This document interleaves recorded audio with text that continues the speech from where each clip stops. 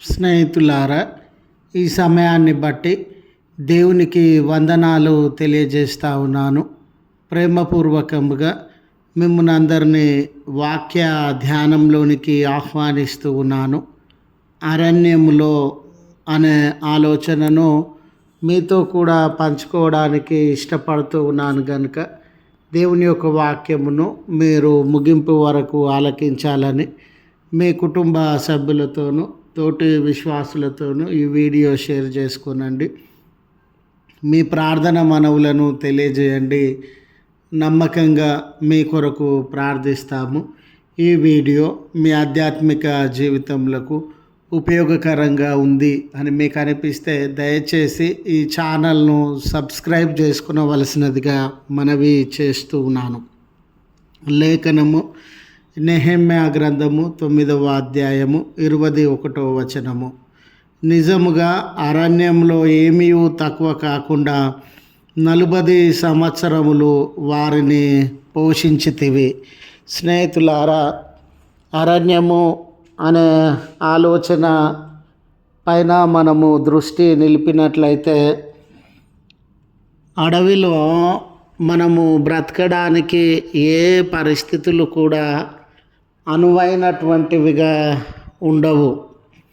అరణ్యము చూడడానికి లేదా సందర్శన స్థలంగా కొంతసేపు సేదాద్వీరి ప్రకృతిలో సంతోషించడానికి అనువైన స్థలంగా ఉండవచ్చు, కానీ నివసించడానికి మనము సంవత్సరాల తరబడి ఆ చోట బ్రతకడానికి అరణ్యము అనేటటువంటిది అనువైన స్థలము కాదు.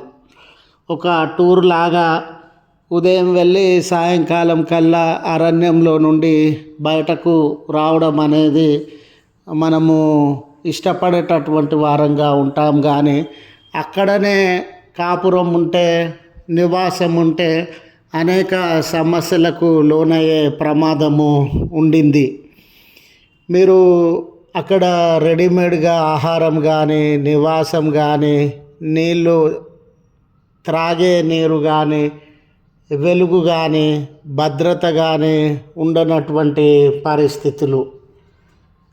రాత్రివేళ ఏదైనా జంతువులు, విషసర్పాలు, చీకటి శత్రువులు భయపెట్టేటటువంటి సందర్భం.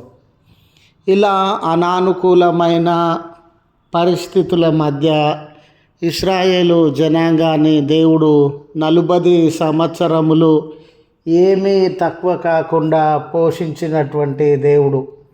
వారి ప్రయాణాన్ని మనము గమనించినప్పుడు అది దట్టమైన అరణ్యంగా లేకపోవచ్చు, క్రూర మృగములు కలిగిన అరణ్యంగా లేకపోవచ్చు, కానీ సౌకర్యాల విషయంలో చాలా ఇబ్బంది కలిగినటువంటి స్థలంగా ఉండింది. ఎక్కడికి వెళ్ళినా కూడా త్రాగేటటువంటి నీరు అందుబాటులో లేనటువంటి సందర్భము, భోజనం అందుబాటులో లేనటువంటి సందర్భము, భద్రత అందుబాటులో లేనటువంటి సందర్భము, వైద్యము అందుబాటులో లేనటువంటి సందర్భము, రాత్రి వెలుగు అందుబాటులో లేనటువంటి సందర్భము, నివాసానికి యోగ్యమైనటువంటి స్థలము అందుబాటులో లేని సందర్భము. ఏది దిక్కులేని పరిస్థితుల మధ్య, ఏది అందుబాటులో లేని పరిస్థితుల మధ్య లక్షల కొలది ప్రజలు సంవత్సరాల తరబడి జీవించడం అనేది అసాధ్యమైనటువంటి విషయం. మీరు చూడండి, కొన్ని పర్యాయాలు వారు దేవుని పట్ల అవిధేయత చూపినారు, కొన్ని పర్యాయాలు ఆయన మీద తిరుగుబాటు చేసినటువంటి వారుగా ఉన్నారు. ఆయన నమ్మకత్వాన్ని, శక్తి సామర్థ్యములను శంకించినటువంటి వారుగా ఉండినారు.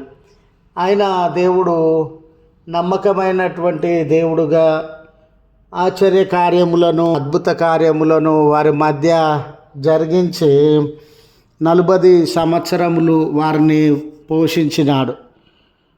ఆకాశం నుండి ఆహారాన్ని పంపి బండలో నుండి త్రాగేటటువంటి నీరును అందించి, పగలు ఎండ వలన వారి ఇబ్బంది పడకూడదని మేఘస్తంభము వలె, రాత్రి వేళ వారు చీకటితో ఇబ్బంది పడకూడదని అగ్ని స్తంభము వలె తోడై ఉండి వారిని పోషించినటువంటి దేవుడు. ఇవి అన్ని మాటలు గుర్తు చేస్తున్నటువంటి తరుణంలో ఈరోజు నీ జీవితంలో అరణ్యంలోని పరిస్థితులు తలెత్తి ఉండవచ్చు.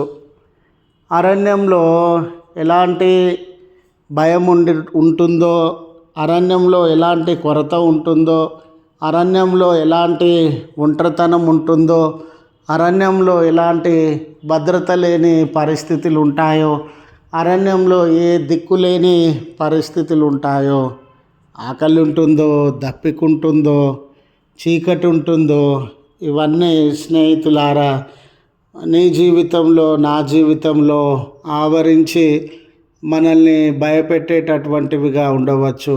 కానీ నమ్మదగినటువంటి దేవుని వైపు మనము తేరి చూచినప్పుడు ఈ అరణ్యంలో వంటి పరిస్థితులను, అరణ్యంలో కలిగేటటువంటి పరిస్థితులు నీ జీవితంలో, నా జీవితంలో సంభవించిన నాడు ఇశ్రాయేల్ జనాంగాన్ని పోషించి సంరక్షించినటువంటి దేవుడు నీ జీవితంలో, నా జీవితంలో అటువంటి ఆదరణను అనుగ్రహించి మన జీవితంలో పోషించి భద్రపరచగలడు అని తెలియజేస్తూ ఈ మాటలను ముగిస్తూ ఉన్నాను. ప్రార్థించుదము. కృపగల తండ్రి, ప్రేమగల మా దేవ, మీ పరిశుద్ధ నామమునకు కృతజ్ఞతలయ, స్తోత్రములయ.